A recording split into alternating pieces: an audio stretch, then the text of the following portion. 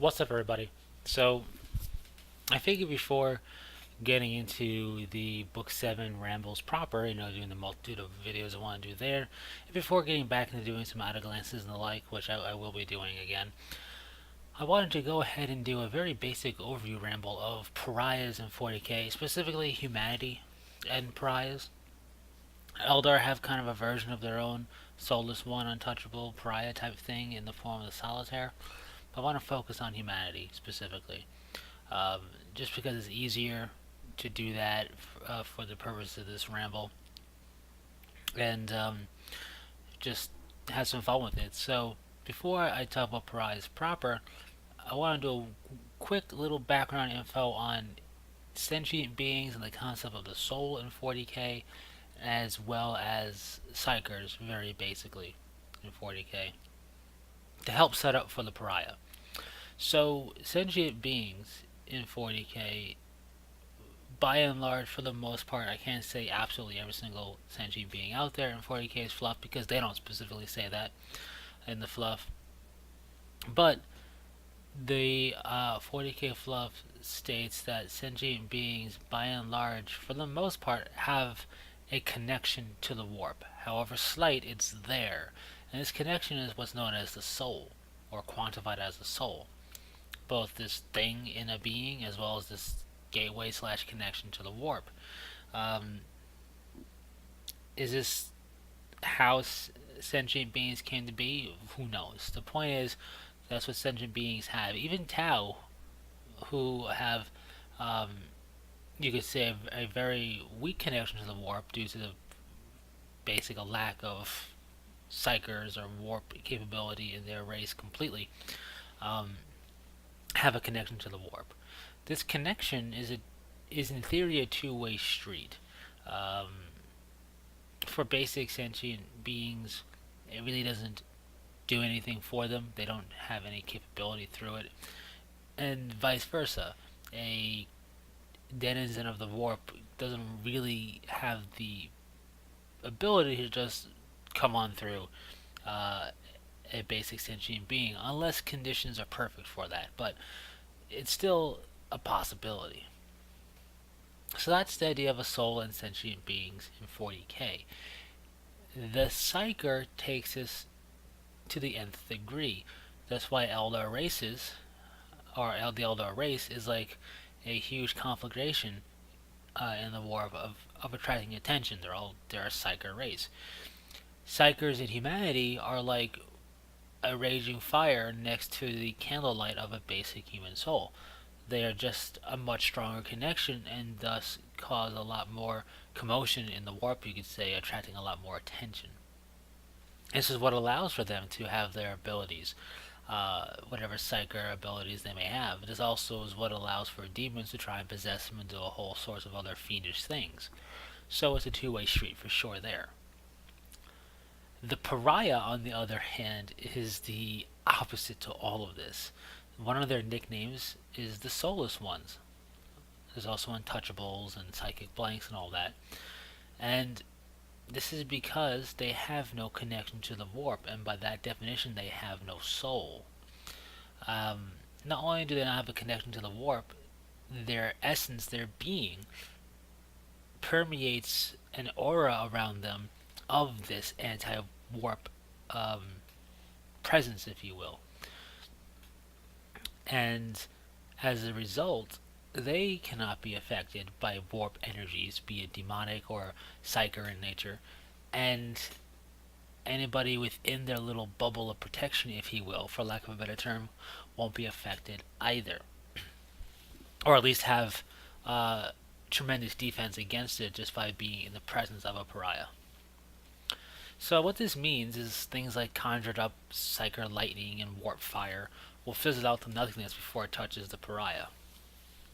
However, if somebody uses their mind, let's say, to hurl a crowbar at the pariah, assuming that they threw it with their mind and maybe are trying to guide it, but still is flying through the air because of their psychic might, it still will fly through the air once it reaches that pariah bubble. It doesn't just poof into nothingness, but any control or manipulation that the psyker was putting onto that flying crowbar, for this example, is gone.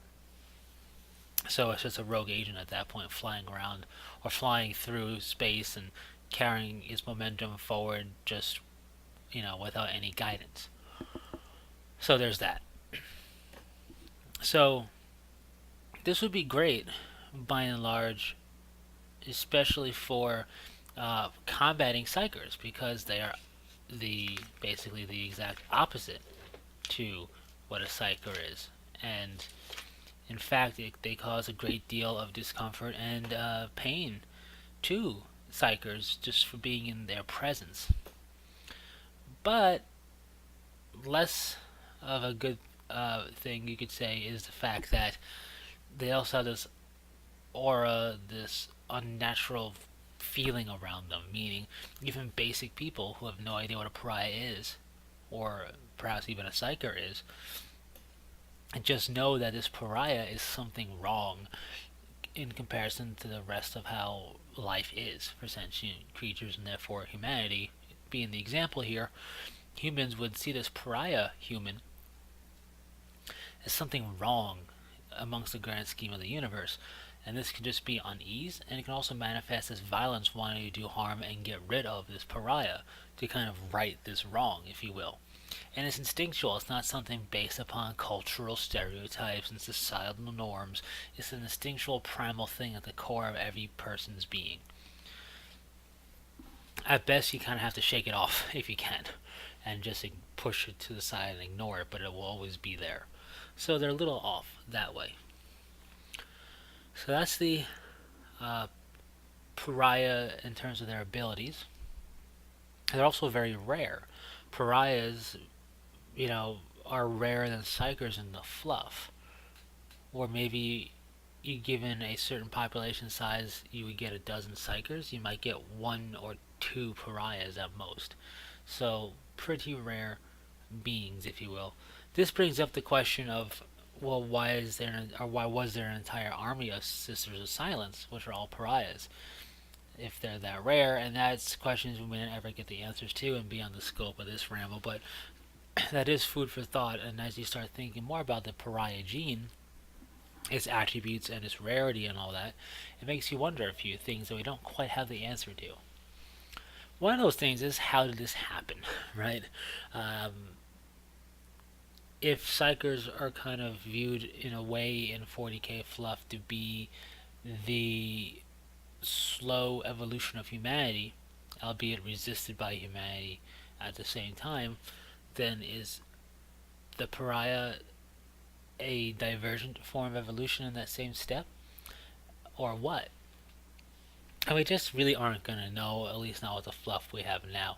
There is some fluff that we haven't seen really spoken of since Necron's, the Necron Codex really changed up to what it is now.